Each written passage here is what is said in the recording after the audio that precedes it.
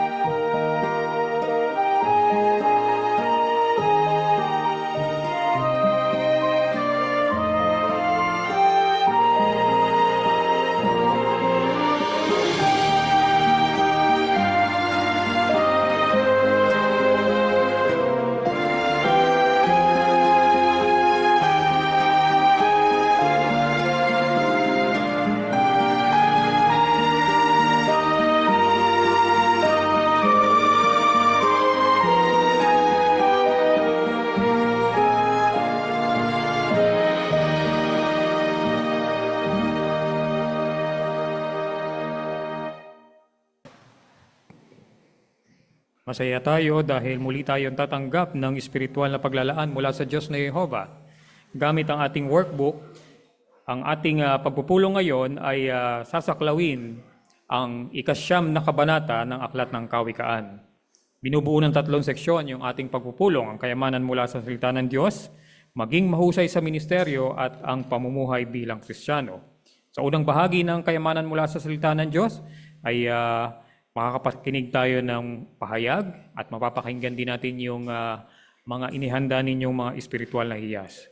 Sa maging mahusay sa ministeryo ay may mga presentasyon tayo mula dun sa ating literatura na mahalin ang mga tao. Tunghayan natin yung mga presentasyon ng ating mga naghandang mga kapatid. At sa pamumuhay bilang Kristiyano, meron tayong video na mapanonood at syempre pa ang pagpapatuloy ng pag-aaral ng kongregasyon sa Biblia. Bueno, dumako na tayo sa unang bahagi ng kayamanan mula sa salita ng Diyos, 10 minutong maiksing pahayag na may pamagat na maging marunong, hindi manunuya. Ito po ay ihaharap sa atin ni Brother Danilo Calzo.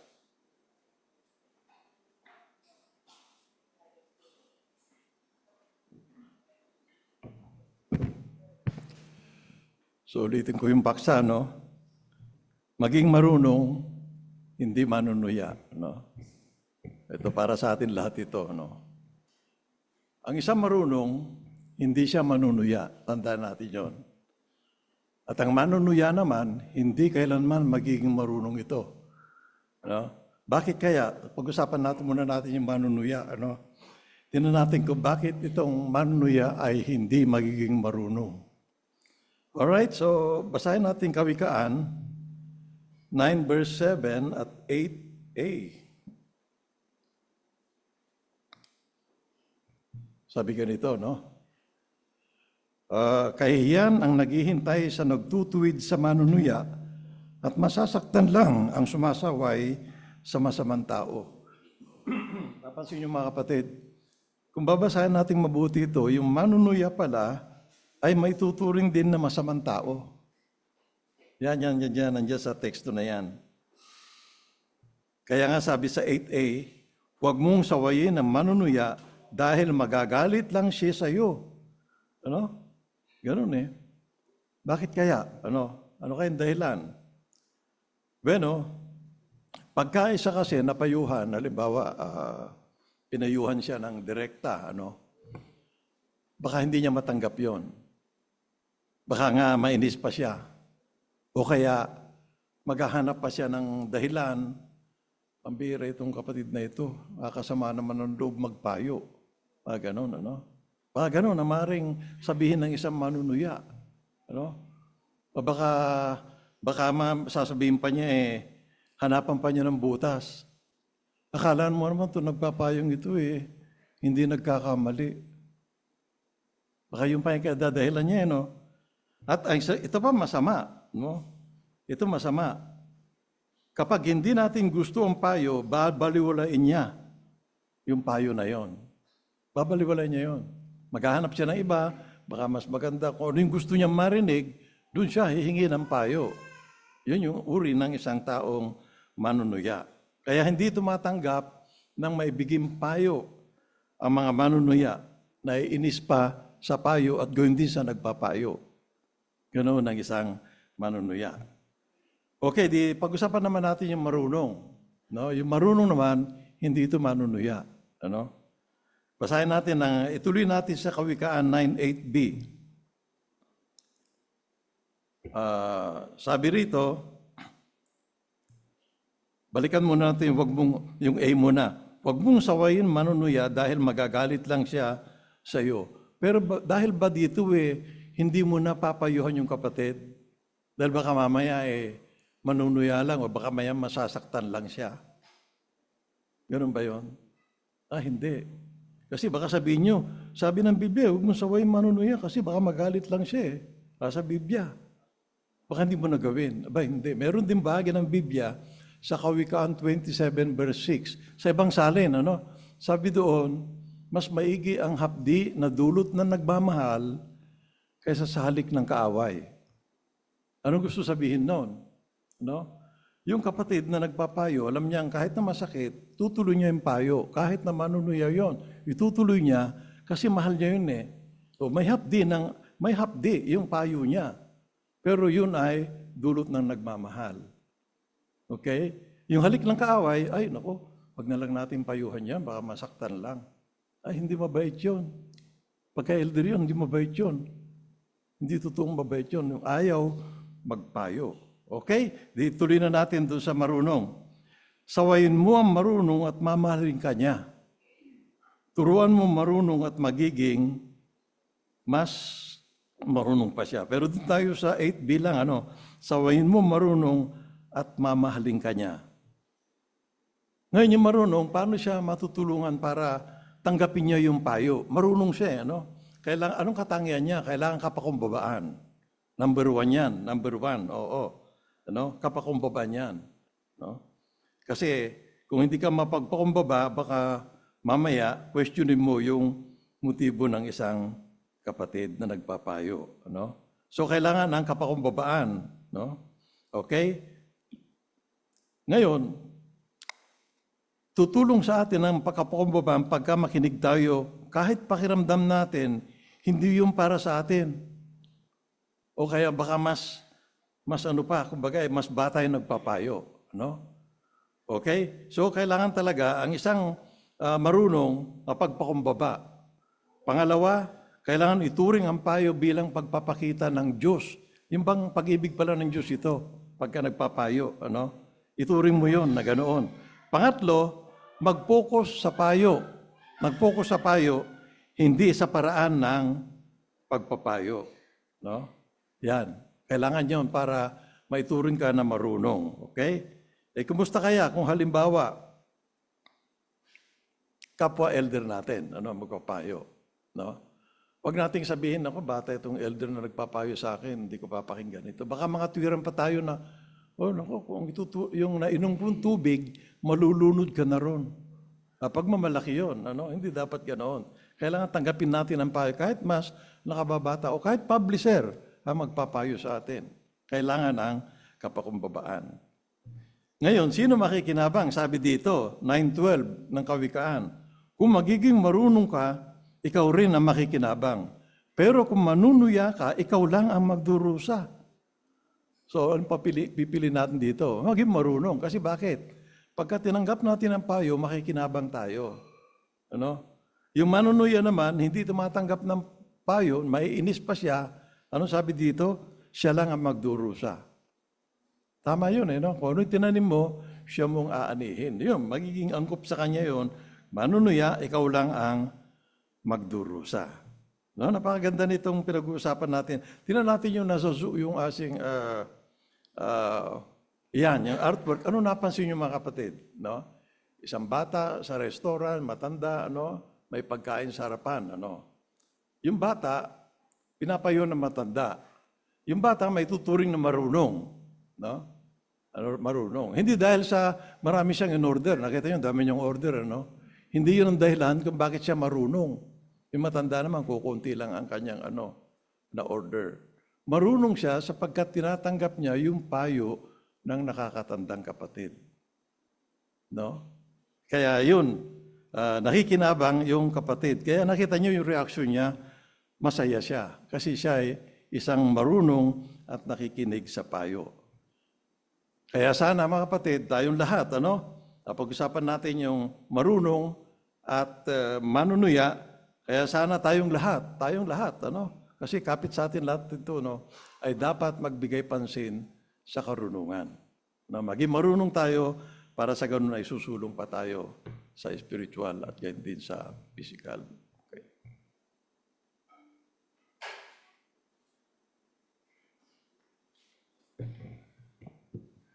Maraming salamat, Brother Calso, sa malinaw na pagharap sa amin ng unang bahagi ng kayamanan mula sa salita ng Diyos. Agad po tayong dadako sa ikalawang bahagi, ang espiritual na hiyas. Para sa 10 minutong pagtalakay o talakayan, pangungunahan po sa atin ito ni Brother Bong Libres.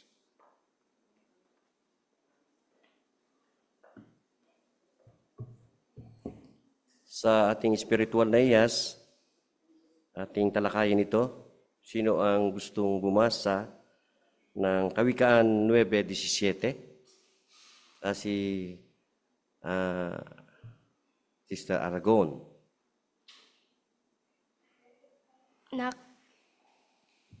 Matamis ang nakaw na tubig at masarap ang pagkaing palihim na kinain. Okay, salamat. Ngayon ang tanong, ano ang nakaw na tubig at bakit ito matamis? Sister Barce?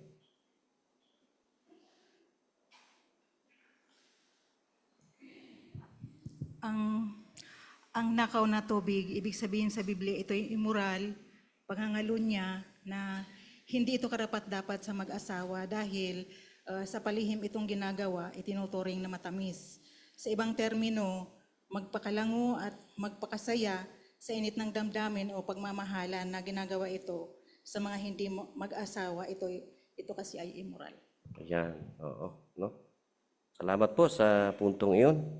Ngayon, ang ikalawang tanong ay, sa pagbabasa nyo ng Biblia, sa pagbabasa natin ng Biblia para sa linggong ito, anong espiritual na hiyas ang nagustuhan mo? Tayo mismo ang tinatanong. Brother Roy?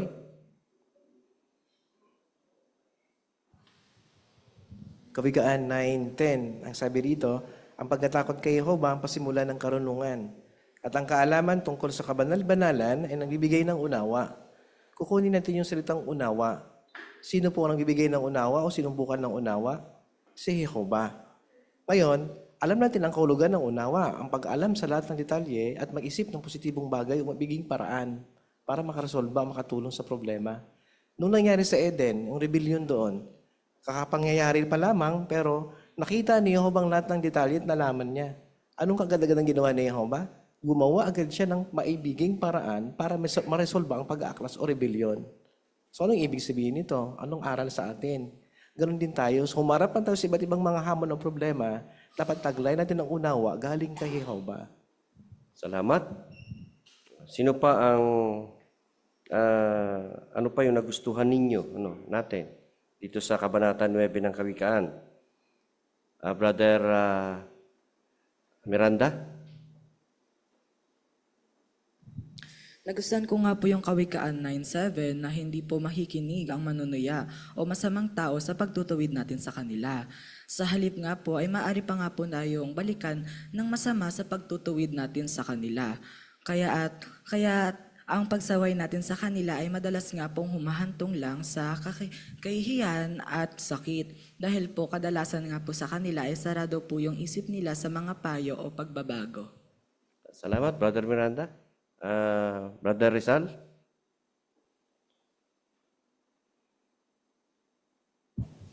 Sa Kabanata 9:8 ng Kawikaan, kanina binanggit sa payag yung kinapit dyan sa mga kapatid. Pero pwede rin natin yung ikapit sa ating ministeryo. Binanggit kasi doon sa 9:8a sa unang bahagi, huwag mong sawayin ang nanunuya dahil nagagalit lang siya sa iyo.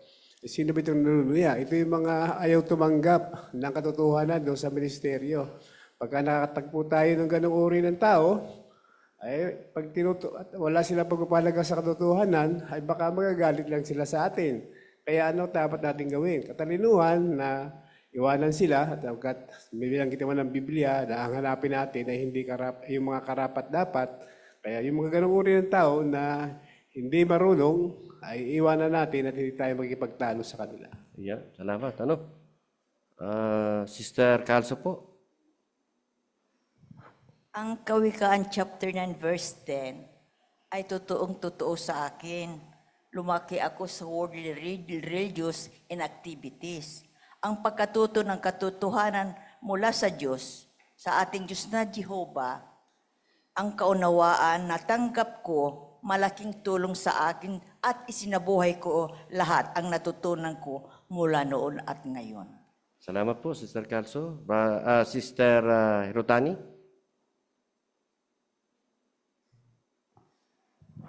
Nagustuhan ko rin yung Kawikaan 9:10. Ang pagkatakot kay Jehovah, ang pasimula ng karunungan. Naturuan ako nito na mas lalo pang alamin kung ano yung kaisipan ni Jehovah, lalo na kapag gumagawa ako ng desisyon o ng pang-araw-araw na gawain.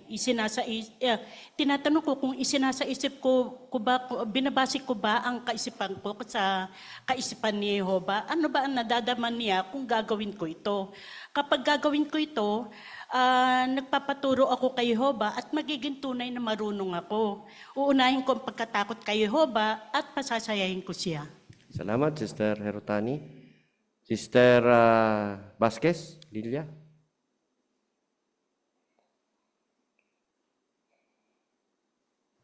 Sa Kawikaan 9 verse 12, binanggit doon yung pagiging marunong, ikaw rin ang makikinabang.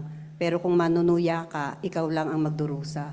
So yung pagsisikap na magtamo ng karunungan ay personal na pananagutan ng bawat isa sa atin. Para magkaroon tayo ng karunungan, kailangan natin na laging nagbabasa ng salita ng Diyos para pumasok sa atin ang karunungan ng Diyos na Jehovah.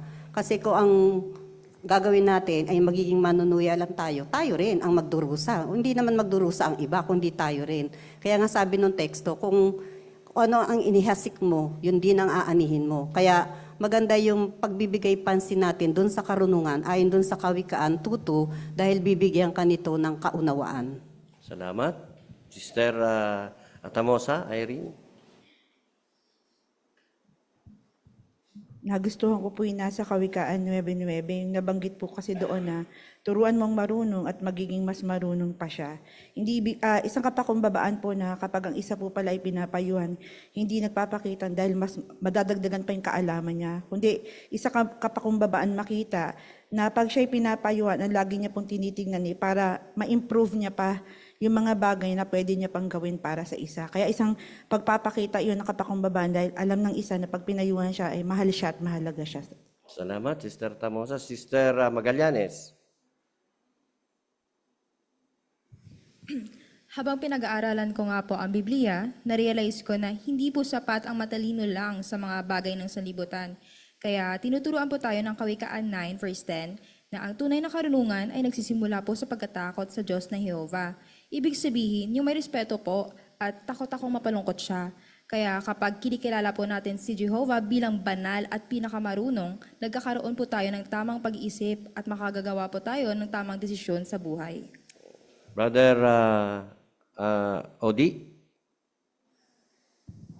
Doon naman po sa Kawikaan 9:1, yung tunay naman po na karunungan ay parang isang bahay na matibay at maayos, na may 7 haligi na ibig sabihin, pagiging buo at matatag. Kaya kung isa sa buhay po natin yung makadiyos na karunungan, makakabuo po tayo ng isang pamumuhay na matibay kahit po nasa ilalim tayo ng impluwensya ng sanlibutan o mga tukso. Kaya ang isang malinis na pamumuhay po ay kalugod-lugod po sa Diyos na Jehovah. Yeah, isa pang komento? Si Brother Calso po? Pa rin, ng Kawikaan. Kung magiging marunong ka, ikaw rin na makikinabang. Nakita ko kanina sa larawan, na ang natutunan ko doon, pagka mayroon para tayong papayuhan, dalhin natin sa restaurant. Although magastos, kaya lang, at least kasi doon mas relax ang environment pagka sa restaurant. Makikinabang siya at ikaw din naman. Kaya pala ito maganda yung natutunan ko dito sa larawan na pagka pinapayuhan ng kapatid, doon natin dadalhin sa restaurant. Mas at least kayong pareho. Sa bahay, baka mag-iyakan ganito, ganoon. Ayan, maganda ito. Okay. Magandang lugar ang restaurant, pag po nagpapayo tayo. O isang komento na lang, meron pa. Sister Umali, Michelle. Sa Kawikaan 9:12, ito rin po yung makinabang ako dito, sabi dito, kung magiging marunong ka, ikaw rin yung makikinabang. Yung karunungan pala na binabanggit dito, ito yung makadiyos na karunungan na mas mahalaga pa kaysa sa pera. Kasi yung pera, pwede itong mawala. Pero yung makadiyos na karunungan, pwede itong makatulong sa atin na magtamo ng buhay na walang hanggan sa hinaharap. At ang taong nga nagtataglay nito ay nagtataglay din ng isang korona sa ulo. Kaya sana laging makita sa atin yung korona o yung karunungan. Maraming salamat po sa inyong mahusay na komento at nakapagtuturo. Dito po nagtatapos ang ating spiritual na hymns.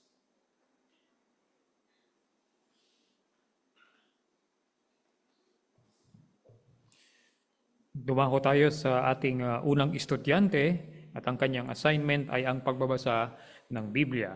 Sa loob ng 4 na minuto, babasahin sa atin ang Aklat ng Kawikaan, Kabanata 9, mula talatang 1 hanggang 18. Ang may bahagi po ay si Brother Yuan Daulong.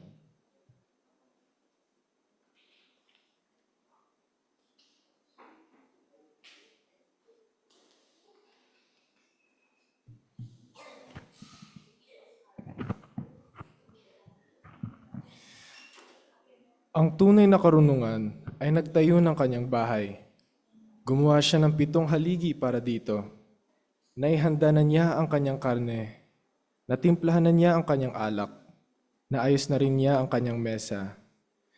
Inutusan niya ang mga lingkod niyang babae na pumunta sa mataas na lugar ng lungsod para magtawag. Pumunta rito ang sinumang walang karanasan. Sinabi niya sa kulang sa unawa, "Halika, kumain ka ng tinapay ko at uminom ka ng tinimplahan kong alak. Iwanan mo ang pagiging walang karanasan at patuloy kang mabubuhay. Lumakad ka ng may unawa." Kahihiyan ang naghihintay sa nagtutuwid sa manunuya at masasaktan lang ang sumasaway sa masamang tao. Huwag mong sawayin ang manunuya dahil magagalit lang siya sa iyo. Sawayin mo ang marunong at mamahalin ka niya. Turuan mo ang marunong at magiging mas marunong pa siya. Turuan mo ang matuwid at lalago ang kaalaman niya. Ang pagkatakot kay Jehovah ay ang pagpasimula ng karunungan, at ang kaalaman tungkol sa kabanal-banalan ay nagbigay ng unawa.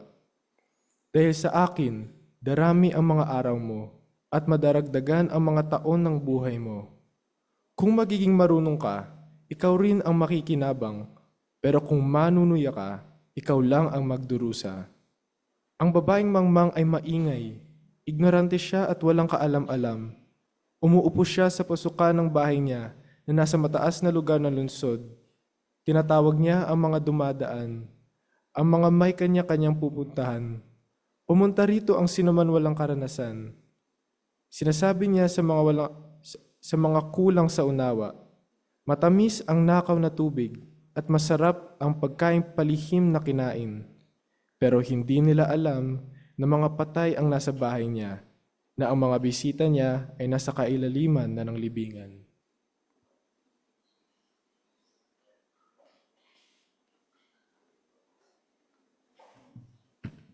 Maraming salamat, Brother Daulong, sa mahusay na pagganap sa iyong bahagi. Si Brother Daulong ay sinasanay natin sa Aralin 5 ng ating brochure na maging mahusay sa tumpak na pagbabasa at pagtuturo. Ang Aralin 5 ay may kinalaman sa tumpak na pagbabasa. Mahalaga ito dahil nagbabasa tayo ng mensahe ng Biblia. At kung malinaw at malakas yung ating pagbasa, at malinaw yung pagbibigkas natin sa mga salita, ay naibibigay natin yung mensahe ng malinaw. Sa bahagi ni Brother Daulong, nakita natin kung paano niya binasa ng tama yung bawat salita. At makatutulong din mga kapatid, o Brother Daulong, kung halimbawa ay wag tayong masyadong yuyuko. Alam natin si Brother Daulong ay matangkad, kaya likas lang sa kanya na pag magbasa ay medyo nakayuko. Pero ganun pa man, nabasa niya ng malinaw, mahusay, at yung mensahe ng Biblia ay naiharap niya ng tama. Salamat, Brother Daulong. Dumako na tayo mga kapatid sa ikalawang seksyon ng ating pagpupulong, ang maging mahusay sa ministeryo. Meron muli tayong sasanayin na 3 estudyante. Ang unang estudyante para sa maging mahusay sa ministeryo ay may setting na pagdalaw muli. Tunghayan natin ang bahagi ni Sister Judy Ann Brequillo kasama si Sister Queenie Atamosa. Pala kasi nakadalo ka sa memorial kagabi. Oo, maganda yung memorial kagabi. May natutuhan ako. Oo. Naalala mo ba, nabanggit ko sa'yo dati na yung mga saksi ni Jehovah, yung mga bisita sa buong mundo, nagtitipon talaga upang ipagdiwang yung kamatayan ni Jesus. Tumutulong din kasi ito upang pahalagahan natin yung ginawa niyang sakripisyo para sa atin. Naiintindihan ko yun. Pero kagabi may binanggit doon tungkol sa pag-aaral ng Biblia. Hindi ko alam yung tungkol sa pag-aaral ng Biblia at wala kang oras para doon. Oo, time talaga, no? But alam mo ba na kahit sa 5 minutes, madami kang pwedeng matutunan na kung paano ka makikinabang sa sakripisyong kamatayan ni Jesus. Tinuro din pala ni Jesus sa atin yung 2 bagay na dapat nating gawin. Yung una dito, binanggit pala sa Juan 17:3. Pwedeng makikibasa ako? Ay, sige lang. Ito. Para magkaroon sila ng buhay na walang hanggan, kailangan nilang makilala ka ang tanging tunay na Diyos at ang isinugo mo si Hesus Kristo. Salamat, no? Yun sa binasa mo, upang makamit daw yung buhay na walang hanggan, kanino lang dapat tayong matuto? Sa Diyos at kay Jesus. Tama. Yung sa tingin ko sino ba yung hindi gustong mabuhay magpakailanman sa isang mundong walang kasamaan? Gusto ko yun. Pero kailangan ba talaga mag-aral ng Biblia? Yun, balik tayo dun sa tanong. Yung tanong mo, balik tayo sa Juan 17:3. Ano daw yung sinasabi dun? Kailangan kilalanin yung tanging tunay na Diyos. Naiintindihan ko na. Oo. Tapos hindi namin kayo pipilitin na mag-Bible study. Kaya kami naman, i-study namin kayo pag handa na kayo. Tsaka pag nalaman mo na yung tungkol sa Diyos at kay Jesus, ano kaya yung susunod na mabuting gagawin? Yun yung pangalawang mabuting bagay. Binanggit to sa 1:13-17, makikisuyo ulit ako. Dahil alam na ninyo ito, magiging maligaya kayo kung gagawin ninyo ito. So binigyang diin ni Jesus na kailangan talaga natin ikapit yung teachings niya sa buhay natin. Halimbawa, yung bumili ka ng sapatos, tapos hindi mo siya ginamit, magiging useless to. So kailangan talagang gamitin mo yung sapatos nang mapakinabangan mo ito. Tulad din yung mga lessons na natutunan natin kay Jesus, kailangan talaga nating ikapit to sa buhay natin palagi para makinabang tayo. I see. Alam mo ba, kahit sa kaunting oras pa lang, may natutunan na ako sa'yo. Kaya siguro, pwede ako maglaan ng panahon sa pag-aaral ng Biblia. Ayun, mabuti yun, no? So ano yung best time tsaka best day na available ka? Sunday after lunch. Okay, sige. Thank you. Salamat, Sister Virgilio, at sa iyong may bahay, Sister Atamosa. Sa kanilang bahagi, mga kapatid, ay sinasanay natin sila dun sa Aralin 8, ikatlong punto, sumubok ng ibang paraan. So nakita natin doon sa bahagi ni Sister Virgilio, bagaman sa umpisa ay parang ayaw magpa-Bible study ng kanyang kausap at gamit yung mga ilustrasyon at ilang mga halimbawa sa Biblia ay naipaliwanag ni Sister Virgilio kung paano o kung bakit mahalaga na mag-aral ng Biblia at ano yung natutunan nila doon sa pagdalo doon sa memorial, sa programa ng memorial. So, salamat Sister Virgilio sa mahusay na pagganap ng iyong bahagi. Ang ating ikalawang estudyante para sa maging mahusay sa ministeryo, ang kanilang assignment ay pampublikong pagpapatotoo. Tunghayan natin mga kapatid ang bahagi ni Sister Jane Lucica kasama si Sister Ellen Alquizar. Hi Len, kumusta ka? Natuloy ba yung uwi mo sa probinsya? Nalocate niyo ba yung Kingdom Hall doon? Okay naman po ako, Ate Jane. Opo, ate, natuloy ako sa pag-uwi sa probinsya. Actually, kaya ako napadaan dito ulit. Gusto ko lang magpasalamat sa pagtulong mo sa akin kung paano makakahanap ng simbahan niyo dun sa probinsya namin. Naka-attend ako sa memorial niyo, kasama yung pamilya ko. Mabuti mo naman. Kumusta naman ang pag-attend niyo doon kasama yung pamilya? Ano yung observation niyo doon sa memorial namin? Okay naman ate, nakakatuwa lang kasi kahit first time namin na umattend dun sa simbahan nyo, napaka-friendly tsaka welcoming ng mga katulad nyo, ng mga saksi ni Jehovah. Nakakatuwa naman yan, Len, malaman. Pero totoo, no, kapag mabuting katangian ang ipinakita ng iba, katulad ni Jesus, ma-appreciate natin sila. Pero base doon sa obserbasyon doon sa pag-attend nyo ng memorial namin, ano yung naging mo sa payag? Doon ate, napansin ko lang, hindi sila uminom ng alak, hindi sila kumain ng tinapay. Doon kasi sa simbahan namin, kumakain talaga kami ng ostya. Tsaka sabi doon sa pahayag, dati kasi ang alam ko, kapag mabait ka, pupunta tayo sa langit. Pero sabi doon sa simbahan ninyo, 144,000 ba yun ate, yung bilang? Yun. Napakagandang pag-usapan yan, Len. Actually, yun yung sadya namin, kaya kami nangangaral sa mga tao na upang ipaalam sa kanila kung sino si Jehovah at saka si Jesus at ang layunin nila. Nandito sa brochure na Masayang Buhay, dito sa cellphone ko, sa aralin form, mapag-usapan natin kung sino si Jehovah, anong kahulugan ng pangalan niya, at kung ano ang gusto ba ng Diyos na gamitin ang pangalan niya. Kaya lang, nagmamadali ka eh. Pwede magkita tayo uli. Pag-usapan natin yung tungkol doon at yung mga tanong mo tungkol doon sa naobserbahan mo sa memorial namin. Sige po ate, maganda po yun. So, kailan ka ba pwede? Siguro ate Thursday, kasi Thursday po yung day off ko. Siguro, namang nandito ka lang naman lagi ate sa may hypermarket, nagka-card. Pwede siguro tayo dyan sa may hypermarket na lang. Sige, Lynn. Pwede ba makuha ko yung contact number mo para tatawag muna ako bago tayo magkita? Sige po ate, ito po number ko. Sa bandang hapon siguro, no? Apo, yun. Para walang nang ginagawa masyado ate. Sige, salamat, Lynn. Sige po, salamat po ate Jane. Maraming salamat, Sister Lucica, at sa iyo may bahay, Sister Alquizar. Si Sister Lucica ay sinasanay natin sa Aralin 7.4 para dun sa brochure na mahalin ang mga tao. Makipag-appointment. Kung minsan, limitado yung oras ng ating pakikipag-usap o kung o mas madalas, baka kulang na kulang talaga. Doon sa ginawa ni Sister Lucica sa kanyang bahagi, ano yung napansin natin na talagang sinunod niya yung makipag-appointment? Una, ay nangako siya na babalikan siya o muli silang mag-uusap sa ibang pagkakataon. At pinaka-importante, syempre, kukunin yung contact information. Otherwise, hindi rin na natin siya mababalikan. At pati doon sa huling bahagi ng aralin, sinabi dito, sikaping balikan siya sa oras at lugar na napagkasunduan ninyo. Importante yon, mga kapatid. So salamat Sister Lucica sa mahusay na pagganap ng iyong bahagi.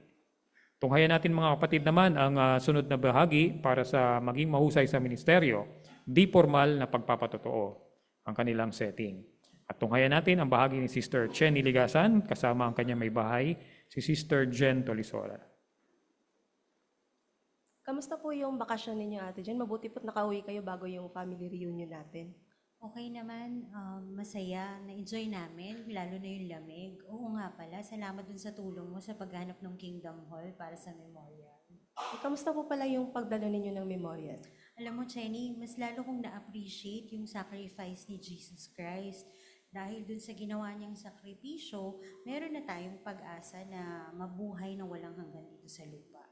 Mabuti naman po at na-appreciate niyo po yung ginawang sakripisyo ng Panginoong Hesus at nagustuhan niyo po yung pahayag dun sa memorial. May gusto po akong banggitin dun sa binanggit po sa Juan 3:16. Alam ko po familiar po kayo dito. Pwede ko po kayong pakisuyo ang magbasa? Okay.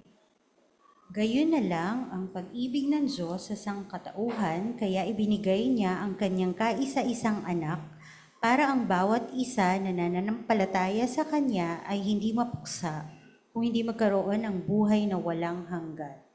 Kung mapapansin po ninyo dyan, Ate Jen, binanggit po dyan na ibinigay ng Diyos yung Kanyang kaisa-isang anak para magkaroon yung bawat isa na nananampalataya ng pagkakataon na mabuhay na muli. Katulad po ng binanggit ninyo dito sa paraisong lupa. Pero tulad din po dun sa nabanggit ninyo kanina, naging posible po na magkaroon tayo ng magandang buhay sa malapit na hinaharap. Pero maliban po kay Jesus, sino po kaya yung mas lalo nating pasalamatan na siyang nagbigay ng napaka-espesyal na regalong ito? Sabi dito, yung isang nagbigay, yung Diyos. Tama po kayo. Maliban po kay Jesus, karapat-dapat po na pasalamatan natin si Jehovah dahil kung hindi po doon sa kanyang di sana nararapat na kabaitan at yung kanyang pag-ibig para po sa atin, hindi po magiging posible yung buhay na walang hanggan dahil po doon sa naiwala ni Adan at Eva. Pero dahil po doon sa kanyang pag-ibig sa tao, naging posible po ulit yung pangako niyang iyon. Pero sa tingin niyo po kaya, Ate Jen, paano po kaya natin maipapakita na pinapahalagahan at nagpapasalamat tayo dun sa napaka-espesyal na regalong yun? Siguro dapat natin sundin yung mga utos niya. Hindi ako sure. Yan. Tama po kayo, Ate Jen. Kaya maalala po ninyo, nabanggit ko po sa inyo noon na nag-aalok kami ng libreng pag-aaral ng Biblia. Yan. So, alam niyo po yung pag-aaral ng Biblia, ito po yung pinakaunang hakbang para masigit na makilala ninyo ang Diyos na Jehovah at ma-appreciate niyo pa po lalo kung gaano niya tayo kamahal kahit na makasalanan po tayo. Alam mo, naalala ko yung sinabi mong yun, pero kailangan kong pag-isipan yun kasi alam mo naman, kaming pamilya, devoted kami sa religion namin. Kaya sana maintindihan mo. Ay, wala pong problema yan, Ate Jen. Tsaka, hindi naman po ibig sabihin na nakipag-aral kayo sa aming saksi ni Jehovah, ay magiging saksi na rin po kayo. Ito lamang po, gusto lang po naming ma-share sa inyo yung napakagandang layunin ng Diyos na Jehovah dito sa lupa. At tsaka, ma-appreciate nyo rin po kung kapag nag-aral na po kayo ng Biblia, yung mga iba pang katangian ni Jehovah. At baka po, kayo na po mismo yung magdedesisyon sa bagay na yun. Sige, pagka may free time ka, text mo ako para dalawin mo na lang ako dito makapag-usap ulit tayo. Sige po, text ko na lang po kayo. Okay. Salamat Sister Ligasan at sa iyo may bahay kay Sister Tolisora. Si Sister Ligasan ay sinasanay natin sa aralin 8.4 ng brochure na Mahalin ng Mga Tao. Huwag magkumpara. Kung minsan, ang nakakausap natin, hindi katulad ng iba na Bible study natin na mabilis na tumutugon o kaya tumatanggap agad dun sa kasulatan. Meron tayong mga nakakasalamuha o nakakausap na hindi decided agad. O kung minsan, ayaw pa nga. Ang aralin natin na huwag magkumpara, katulad ng bahagi ni Sister Legasan, hindi niya pinilit. Pinag-isipan niya yung ano yung kalagayan ng kanyang may bahay. Sabi doon, sa bahagi nila, devoted sila doon sa reliyon. Gayunpaman, hindi yun naging hadlang para huminto si Sister Legasan na ipakipag-usap yung mabuting balita. So, huwag magkumpara. Salamat po sa lahat ng ating mga estudyante na gumanap ng mahusay sa kanilang mga bahagi. At dadako tayo agad mga kapatid sa ikatlong seksyon ng ating pagpupulong, ang pamumuhay bilang Kristiyano. Pero bago yan, sabay-sabay po tayong umawit ng awit bilang 84 na may pamagat na maglingkod ng lubos. Ito po ay halaw sa aklat ng Mateo, Kabanata 9, mga talatang 37 at 38. Tayo po ay umalinsabay sa ating musika.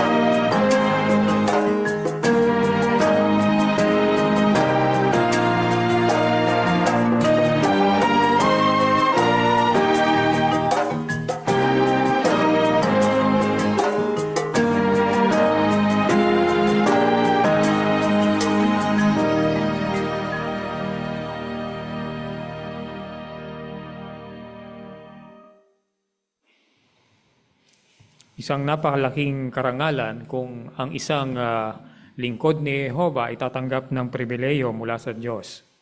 Pero, ang tanong ay, nagiging espesyal ka ba dahil sa pribileyo? Well, ang tanong na yan ay magiging paksa ng ating unang bahagi ng pamumuhay bilang Kristiyano na ihaharap sa atin ni Brother Roy Mata.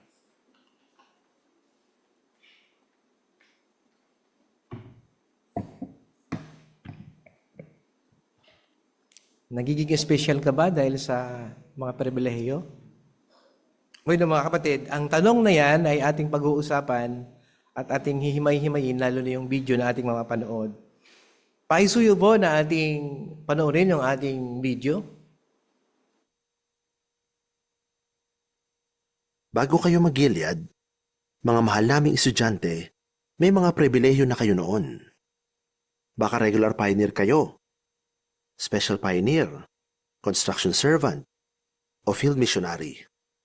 Baka CEO kayo o Bethelite. Ngayon ay nandito kayo para sa karagdagang pribilehyo na masanay ng 5 buwan sa Gilead School. At siguradong ipinagpapasalamat ninyo ang lahat ng natutunan ninyo. Sabi sa Kawikaan 28:20, ang taong tapat ay tatanggap ng maraming pagpapala. At siguradong lahat kayong mga estudyante ay pinagpala sa araw ng inyong graduation. Masayang-masaya kami para sa inyo at alam namin na marami pa kayong matatanggap na pagpapala at pribilehyo sa hinaharap. Pero bago yan, meron akong gustong itanong sa inyo. Nagiging espesyal ba kayo dahil sa pribilehyo ninyo?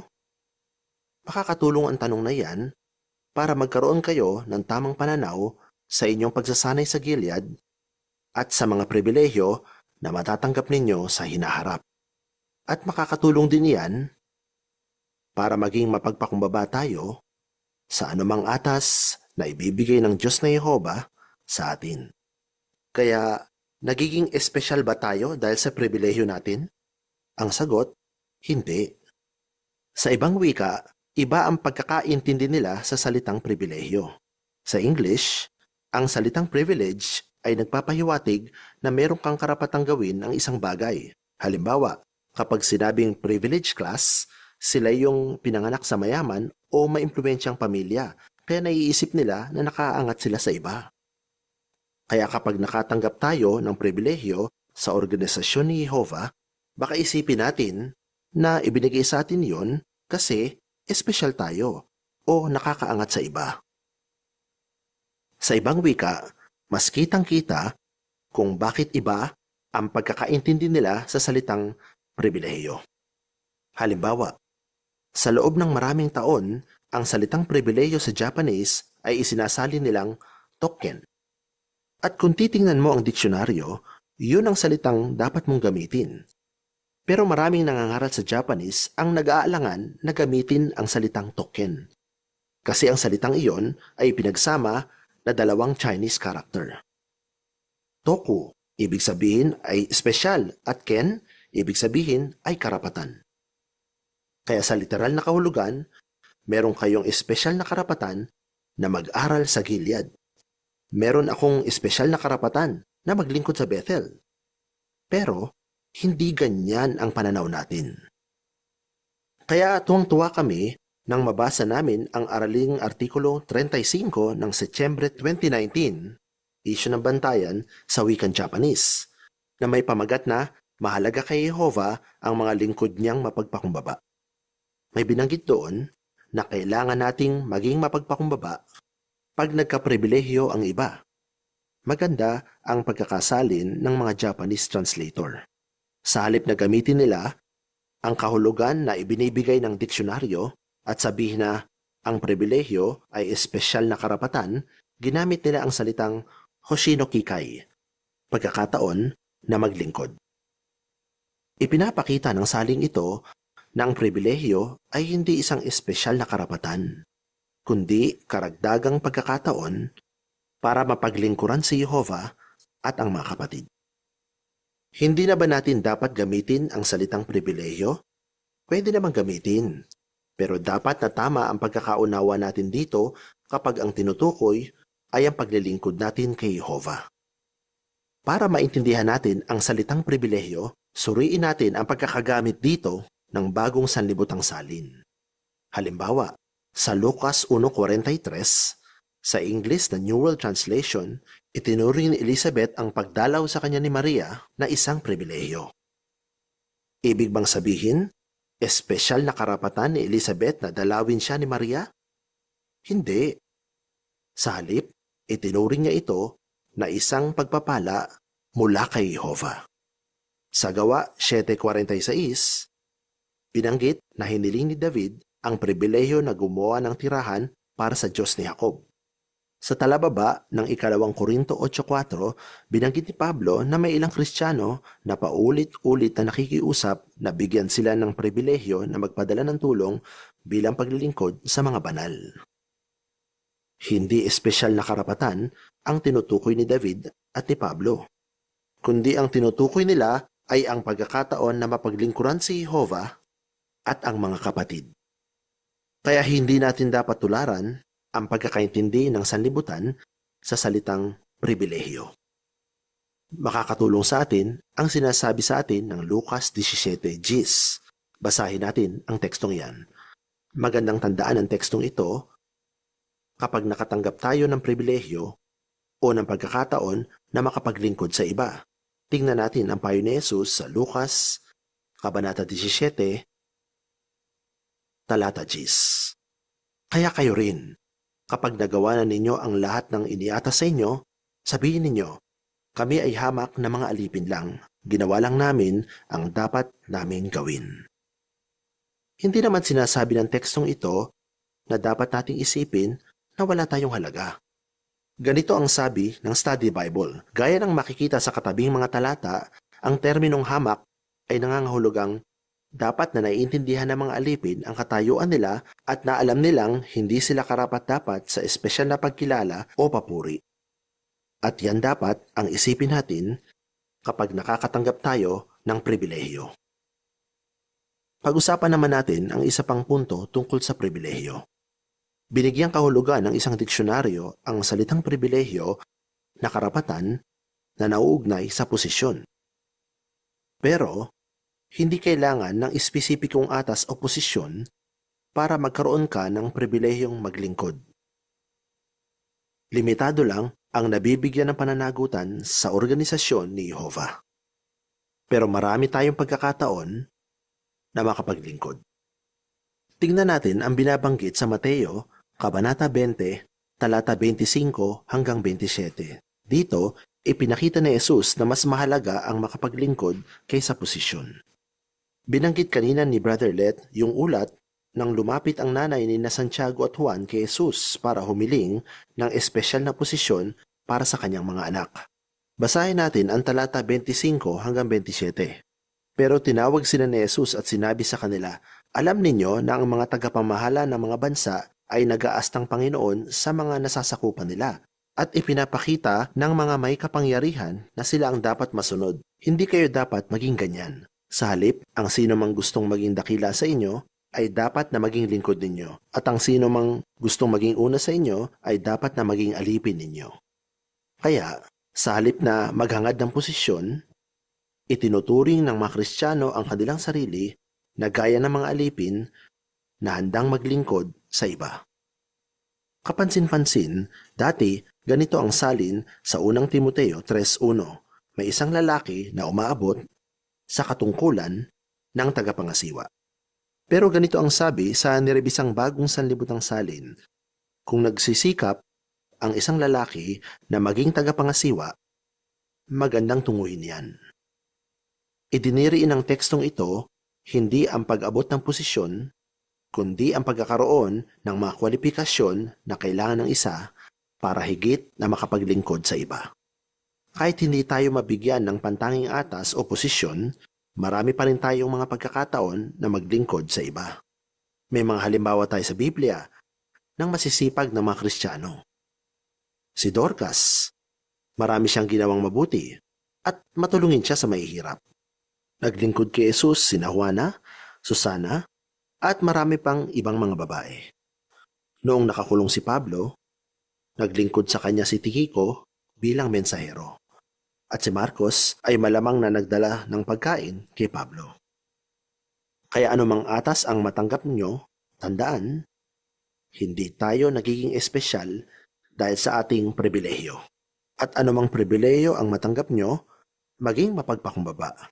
At ituring ito na pagkakataon para magpaalipin sa Diyos na Jehovah at makapaglingkod sa mga kapatid. Maraming salamat po sa ating video. Ayon sa ating napanood mga kapatid, meron tayong tanong at sagot ang talakayan dito. Kaya paisuyo po mga tinatago nating mga komento. Pakikomento po natin. Sa unang tanong natin, ano ang ibig sabihin ng salitang pribilehiyo? Ay Sister Mata, paisuyo. Bandang kanan.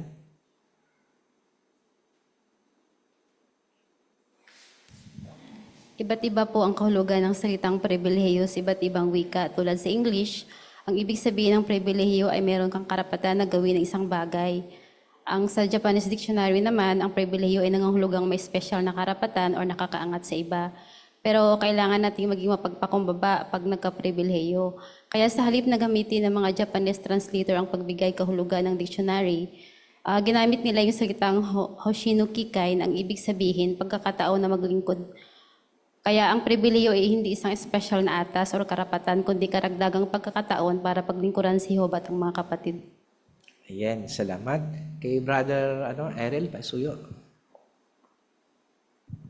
Totoo po yun, no? Iba po yung pananaw rin po ng sanlibutan. Tinuturing po ng sanlibutan ng privilege po is isang advantage. Pero po bilang mga saksi ni Jehovah, tinuturing po natin ng privilege bilang isang spiritual na ligaro po mula kay Jehovah. Ayan, salamat. Hindi token, mga kapatid.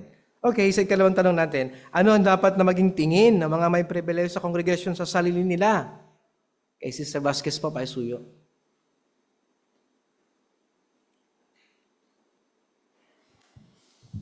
Tayo may mga pribileyo, huwag nating tignan yung ating sarili bilang espesyal o kaya ay nakakataas sa iba. Kundi sabi nga kanina tayo yung mga alipin para maglingkod sa Diyos na Jehovah at ginagamit tayo para maglingkod sa ating mga kapatid. Yan, maraming salamat. Okay. Sa panghuling tanong natin, sa number 3, bakit mas mahalaga ang pribilehong maglingkod sa iba kaysa sa posisyon? Kay Sister Calso, paisuyo. Mas mahalaga dito, taglay ang isip na tulungan ng iba spiritual point of view. Ang posisyon na para bang tayo ay nakakangat sa buhay at tinitingalaan ng mga tao. Ayan, salamat po. Kay Sister, Sister Tess Serutani, paisuyo.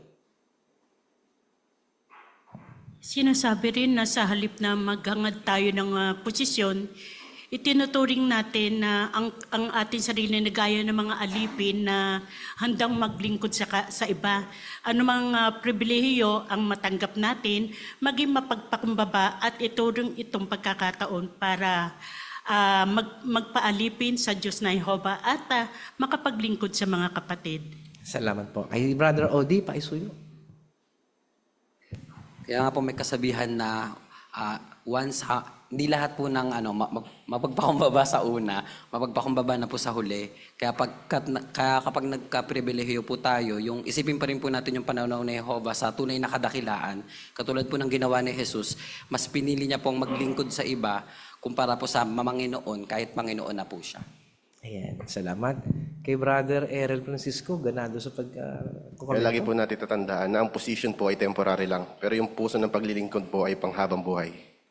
Ayan. Okay? Meron pa tayong panahon. Kay Brother Calso po, pasuyo. Yun nga, nabanggit mga alipin. Halimbawa tayo mga elder, mga alipin tayo. Hindi tayo mataas sa mga kapatid. Mga tupa, pag-aari ni Jehovah yan. Kaya tayo, mga alipin niya para bantayan ang mga kapatid. Ingatan sila. Para sa ganun ay maingatan din ang kanilang kaugnayan kay Jehovah. Kaya yun, tayo mga alipin. Ayan. Maraming salamat. At hanggang dito lamang ang bahagi natin.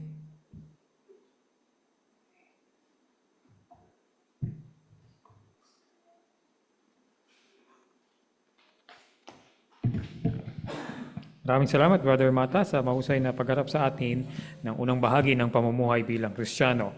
Dumako na tayo mga kapatid sa pag-aaral ng kongregasyon sa Biblia. Ang ating assignment na pag-aralan ngayon ay ang Kabanata 25 na may pamagat na Umaapila ako kay Cesar. Mula sa paragraph 5 hanggang 7, kasama ang kahon sa page 200. Pangungunahan sa atin ito ni Brother Chito Arjona, kasama ang kanyang tagabasa si Brother Vince Taulong.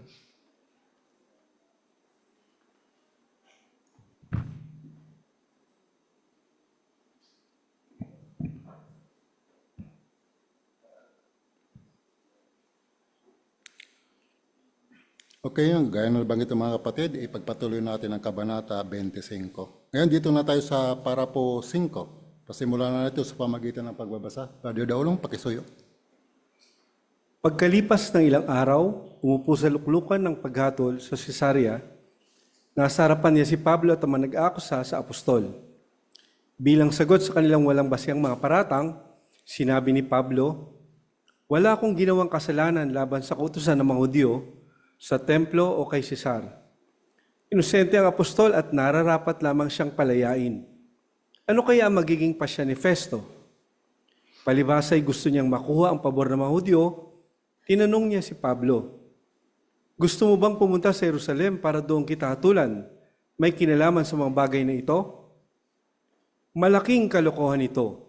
Kung sa Jerusalem hahatulan si Pablo, tiyak na kamatayan na naghihintay sa kanya roon dahil ang mga nag-aakusa sa kanya ang siya mismong hahatol sa kanya. Hindi tunay na katarungan ang iniisip ni Festo, kundi ang katayuan niya sa politika. Parang ganyan din ang ginawa ng isang naunang gobernador, si Poncio Pilato, nang hawakan niya ang kaso ng isang mahalagang bilanggo. May mga hukom sa ngayon na pinagbibigyan ang gusto ng mga tao para makuha ang lahat ng mga ito. Kaya hindi tayo dapat magtaka kapag hindi naging patas ang desisyon ng mga hukuman sa mga kasong nagsasangkot sa bayan ng Diyos. Okay, so bago natin basahin yung tanong, ano bang nakalagay dyan sa footnote? May kaugnayan sa pag-upo ni Festo? No, para magkaroon tayo ng ideya sa takbo. No? Yan, yung sa Cesarea. Pagluklok niya sa paghatol. Sister Marlene?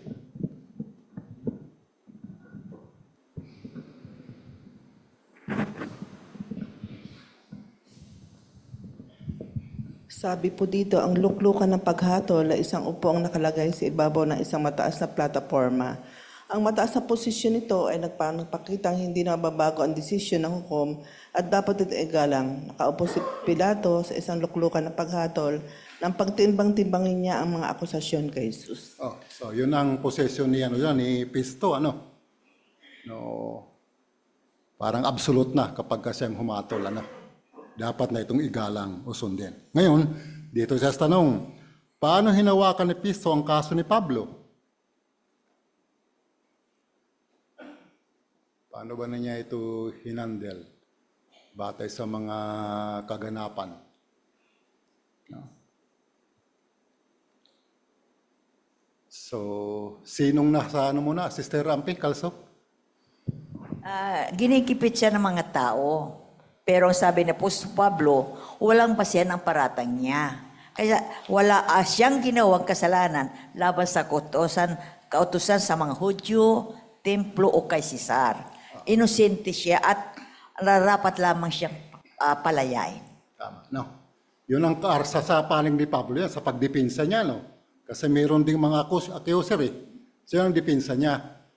So, ngayon, ang hukom, si Festo, ano ba ang kanyang pangmalas o ang kanyang saloobin o yung kang bagay na pagtingin sa kalagayan ito? Sister,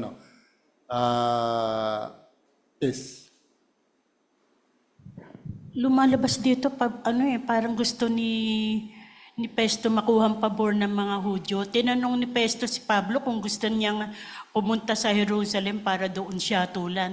Sinasabi nga dito malaking kalokohan pagbabalik ng kaso sa Jerusalem kung saan ang mga nag-aakusad ang magiging mga hukom at nangangahulugan si Pablo ay isusuko nga sa mga Hudyo at tiyak na kamatayan naghihintay sa kanya roon.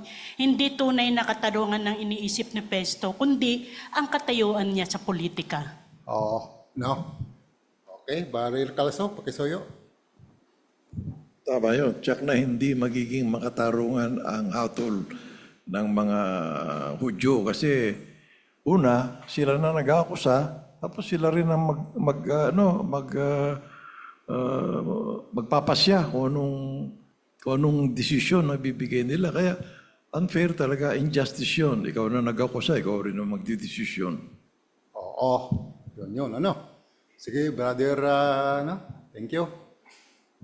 Kaya hindi po yung makatarungan dahil si Festo po, nag-base po siya sa humatal po siya based po sa gusto ng mga tao, hindi po siya nag-base sa kung ano po yung tama. Oo. No. Nakapisto siya Kaya siyang masaw. Sister Irene, nuestro. At karagdagan po naghugas kamay din siya eh. Kasi ginawa niya, imbis na siya yung gumawa ng paraan, ibinato niya po dun sa mga Hudyo. Para nga naman kung ano maging hatol nun eh, wala namang kalalabasan. Kundi nakuha niya pa po yung pabor ng mga Hudyo. Ipagpalagay na halimbawa nag-concede si Pablo doon na gusto niya sa Jerusalem, makarating ba siya doon sa paghatol? Ano? Mahatulan ba siya doon? Anong na-realize natin nung nakarang ano? Yung mga chief priests, mga Brother Isi, doon sa Pakisoyo. Baka hindi pa siya nakakarating sa Jerusalem, mapatay na siya. Kasi talagang mainit na mainit sa kanya yung mga tao. Kaya nga siya dinala doon sa Caesarea kasi para iniisip nila na magkakaroon siya ng somewhat ay maayos na paghatol. Pero hindi ganun yung nangyayari sa pagkakataong ito. Oo. Kasi anong ginawa ng mga chief priest noon, yung mga tataas na mga saserdote, hindi mataas pinunong saserdote. Kasi yung mataas, yun yung pinakataas. Mga pinunong saserdote, anong ginawa? Anong scheme nila noon? Kung bakit gusto nila sa Jerusalem? Naalala ninyo? Na baka tama yun, hindi na makarating siya, patay na siya eh. Brother Rudy. Hiniling po nilang dalhin si Pablo sa Jerusalem. Hindi naman po para hatulan ng maayos, kundi habang papunta pa lang siya doon, papapatayin na siya agad. Tatambangan na siya. No?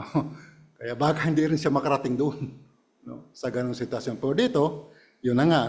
So yung pagka-handle. So, idin nga natin bakit ayaw niya.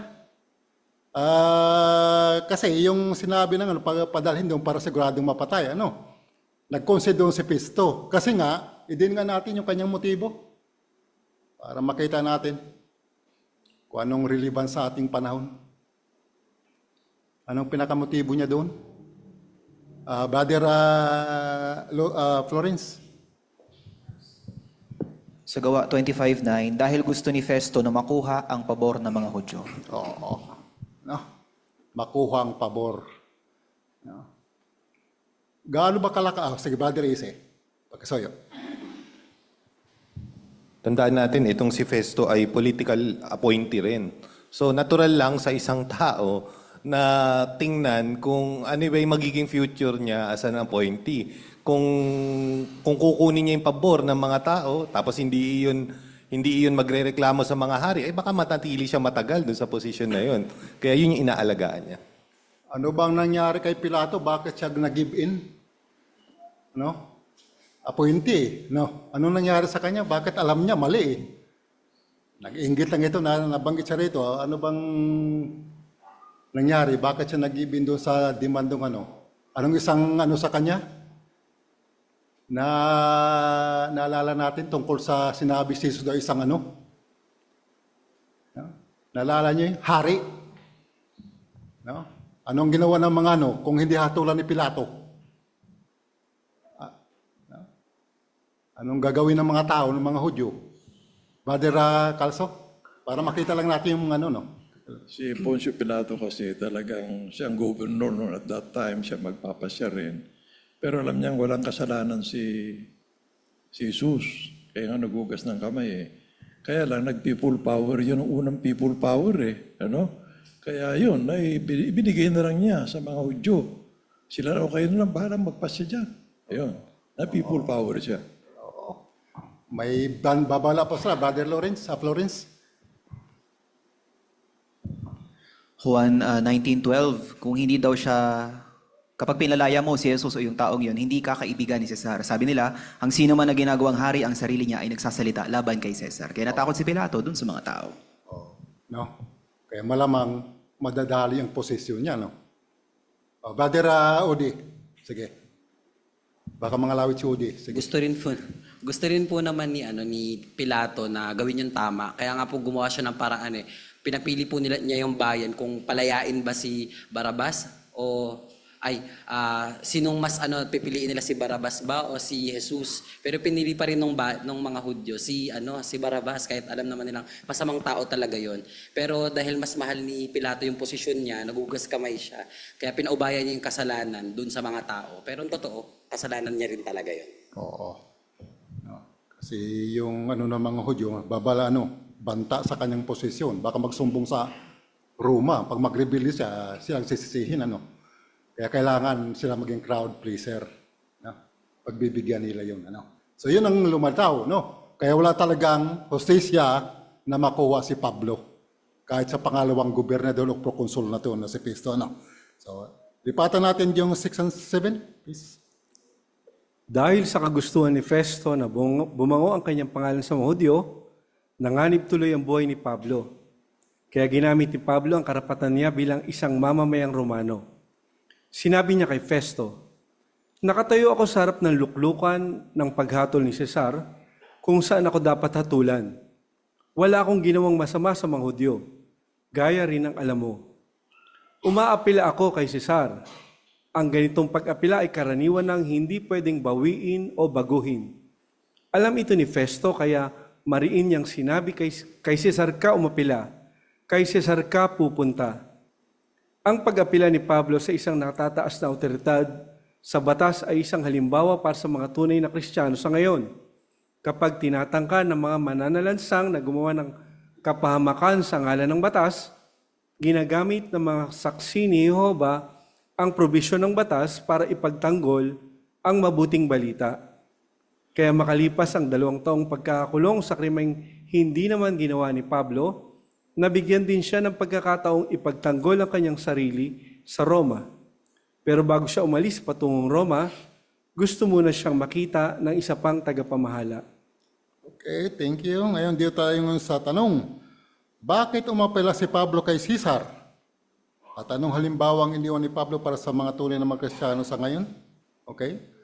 Bilang pag-diin lang natin. Bakit siya nag-apila kay Caesar? Sister Lilia Vasquez.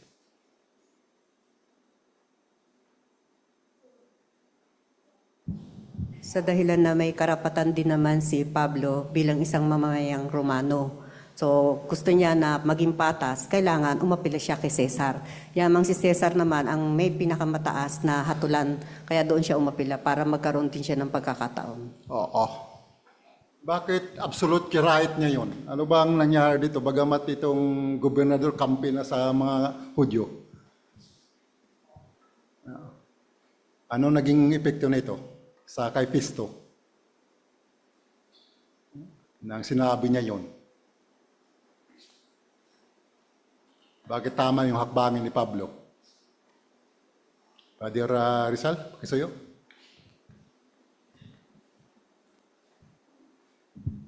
Tulad nga nabanggit kanina, nasa luklukan na sila ng paghatol. Kaya gumagawa na ng desisyon itong si Festo. At dahil nandun siya sa luklukan ng paghatol, pag humatol siya, hindi na mababago. Kaya nung sabihin ni Pablo, yung kanyang pagnanais na magkaroon ng patas sa paglilitis at umapila siya para kay Cesar at pinayagan naman niya, hindi na mabago yun kasi final na yun. Oo. No. At alam ni si Festo din yun. Kung luktutin man niya, talagang hindi niya pwedeng pasubalian yun. No? Sapat Cesar, absolute yun sa mga Romano na citizen na pwede sila mag-apila doon. So ano ang halimbawa ang iniwan ni Pablo sa mga tunay na mga Kristiyano ngayon? Sa atin? Ano bang ginagawa din natin? Batay doon sa awit 9:4-20.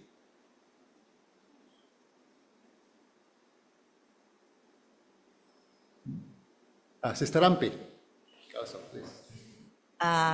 Kung meron man ang malansang gumagawa ng kapamakan sa ngalan batas, pero ginagamit ng saksi ni Jehova ang probisyon ng batas para ipagtanggol lamang ang mabuting balita. Oo. No. So, titingnan natin yung kahon dyan, kung anong mga desisyon ang nagawa. No? Yung pag-apila para sa tunay na pagsamba. Tingnan natin yon. Okay, so ano yung event sa bayan ni Jehova, yung Marso 28, 1938? Anong pangyayari yung Sister Mihulyo? noong po March 28, 1938, nireverse po ng US Supreme Court yung decision ng lower court at inacquit po yung grupo po ng mga saksi ni Jehovah na inaresto sa pamahagi po nating literature sa Georgia, USA. Isa po ito sa mga kauna-unahang maraming kaso po ng appeal cases po natin sa Korte Suprema na talaga pong kinatigan po ng mataas na hukuman. Oo. No. Wala na sila magawa. Korte Suprema na, no? Na-reverse. Tama, maganda yan. Thank you. Ngayon, dito naman sa Grace. Ano ba pangyayari dito sa isang kapatid sa Grace naman? Si Minos Kokinakis. Ano naman ang kanyang karanasan na humabot sa hukuman? Yun ang pwede mag-illustrate. Anong kasalanan niya? Ayon sa crafted na mga relihiyon na kanyang ilabi sa mga gobyerno. Ano yung kasalanan niya, Brother Florence?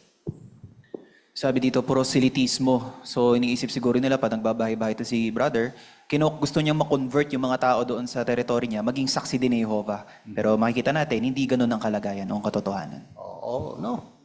Ilang bisis ba siya nahatulan? Anilitis?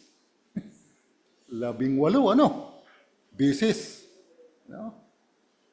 At kailan siya natalo? At anong ginawa niya nang matalo siya?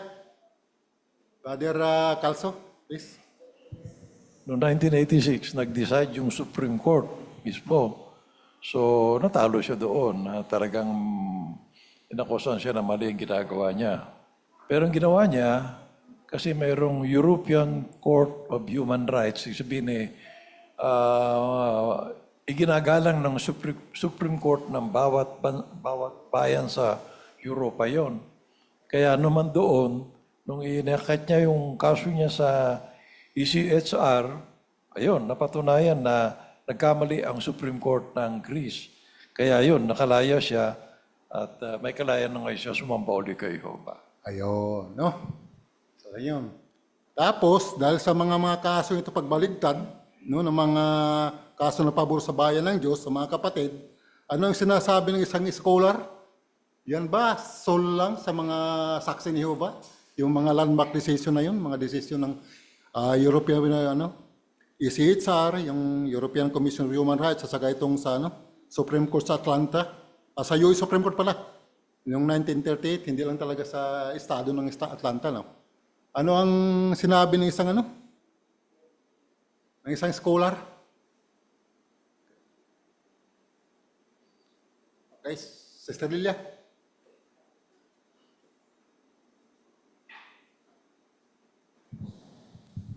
Sabi nga ni Charles, tayong lahat ay may utang na loob sa mga saksi ni Jehovah.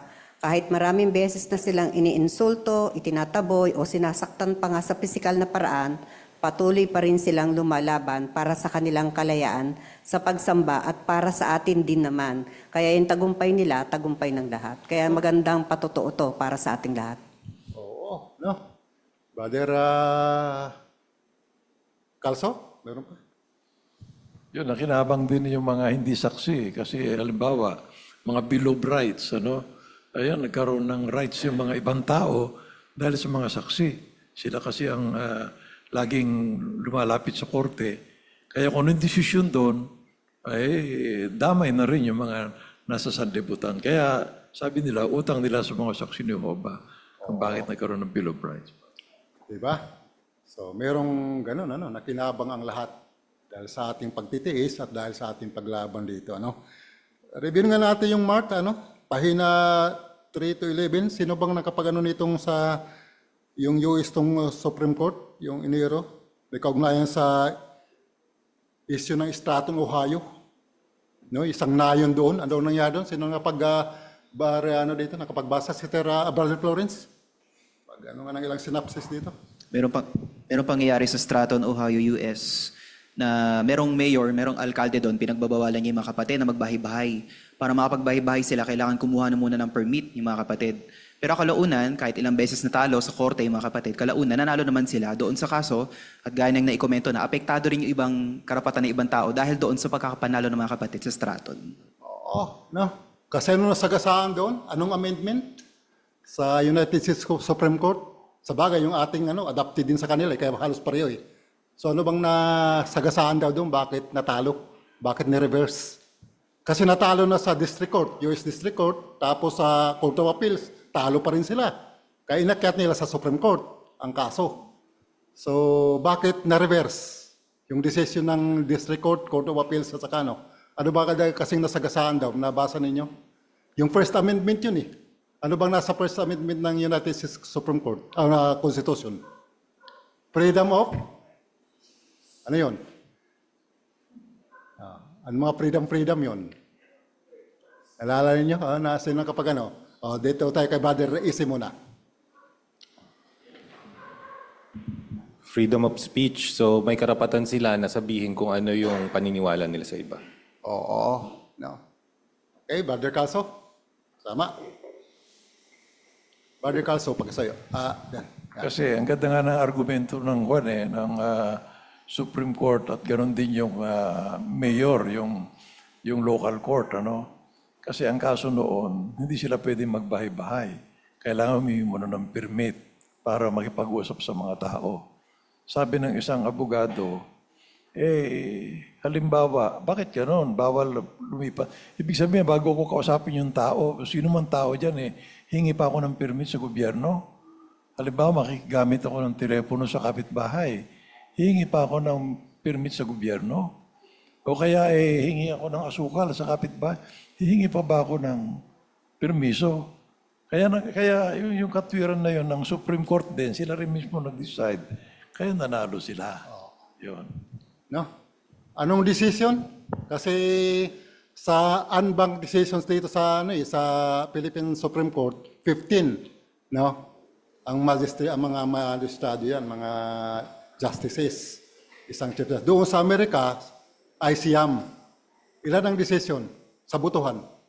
Nalala nyo? Para talagang makita na talagang maling-mali yung mayor doon. Si Brother Calso? 8 ang ayon sa mga saksi, isa lang ang hindi. Baka puninti pa yun. Unanimous talaga outright yun. Baka tagapagsulat lang yung Kaya nakikita natin dyan. Kasi anong talagang dinidiin natin sa dito ng mga kapatid, kaninong authority galing sa nanggaling yung ating komisyon na sinasabi nila, kanino galing yun?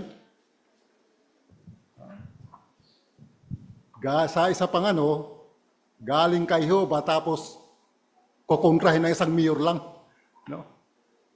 Kaya gano'n ang isang nangyari doon. Sa gano'n. Kaya na-reverse nila. Hindi makatwiran yung pagbabawal na yun. Gaya nga nang nabanggit na, kung ikaw ba magbibinta ka, magipag-usap sa quitbahay, wala talaga sa katwiran. Kaya nakikita na talagang, landmark decision yun. Wala pang ibang desisyon na gano'n nagawa sa loob ng 200 taon. Biniro pa nga ni Rehnquist yung Chief Justice, hindi ka naman nabuhay sa loob ng 200 taon. So makita natin dito na talagang ginagamit natin yung mga kapatid. Nais pa kayong magdagdag, Brother Calso? Maganda pa sinabi ng isang Associate Justice ng Supreme Court. Sabi niya, parang insulto naman sa Diyos. Sabi niya kung ihingi pa siya ng permit sa mga tao. Kaya parang iniinsulto natin ang Diyos kasi siya, Bible lang naman ang sinasabi nila dyan. So hindi na kailangan ng permit pa dyan, sabi niya. Sabi nga ng isang Supreme Court Associate Justice din, wala akong nalaman na sa loob ng 200 taon wala ganyang kaso Walang ganyan na nyo. Sabi naman ng isang Associate Justice, bakit nabuhay ka pa ng 200 years? Kaya nagkaroon pa ng katawanan dun Pero talagang makatwiran nyo, sinasabi nila na pumapabor talaga sa mga saksi. So anong dating sa atin noon? Anong dating nun sa atin? So ganong kaso, sapagkat yun nga infringement lang yung tinatawag na freedom, basic kasi yan, fundamental right yan. Kaya ewan ko, nakapanood kayo ng mga balita rito sa Kongreso, di ba yung mga hearing dyan? Ang pinakahuli ngayon, yun yung sa fake news daw. Gusto nilang i-regulate. Yun ang binabalak nila, kaya may hearing. Kaya nga lang kasi, natalian sila sa basic, fundamental right nga na freedom of speech. Hindi mo pwedeng pagbawalan kung ano sasabihin ng isa. Kasi pinaka-basic yun, right? Kaya yun ang nangyari, religion at saka yung pagputitipon. No?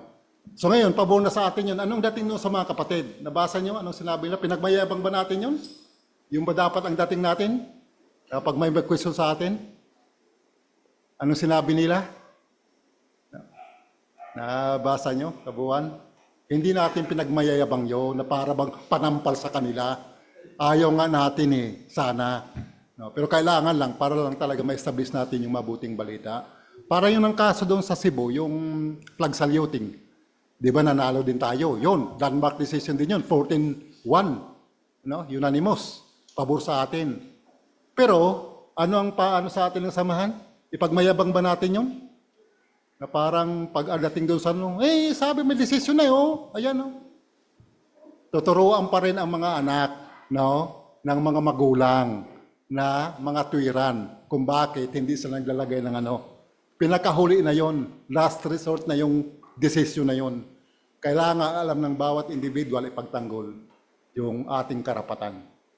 Lalo na sa pangangaral. So yun ang pinalitaw dito sa pangyayari, may kaugnayan sa kaso ni Pablo at saka sa ating ding panahon. Talagang ginagamit natin yan, ang ating karapatan, na mula kay Jehova, na ipagtanggol ang mabuting balita gaya ng ginawa ni Apostol Pablo. Maraming salamat at pasensya na tinatawag.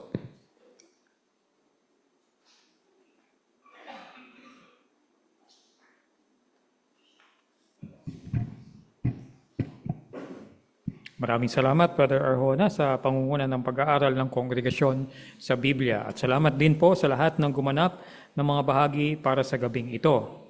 Lubos tayo nakinabang mga kapatid at mga kaibigan sa mga paglalaan ng Diyos na Jehova na inihanda niya sa pamamagitan ng tapat at matalinong alipin para sa gabing ito. Kanina sa kayamanan mula sa salita ng Diyos, natuto tayo dun sa aralin o dun sa paksa na maging marunong, hindi manunuya. Na kung saan ay pagpapakita ng karunungan yung pagpapahalaga sa mga payo at sa mga nagpayo sa atin. At natuto din tayo sa mga presentasyon ng ating mga estudyante.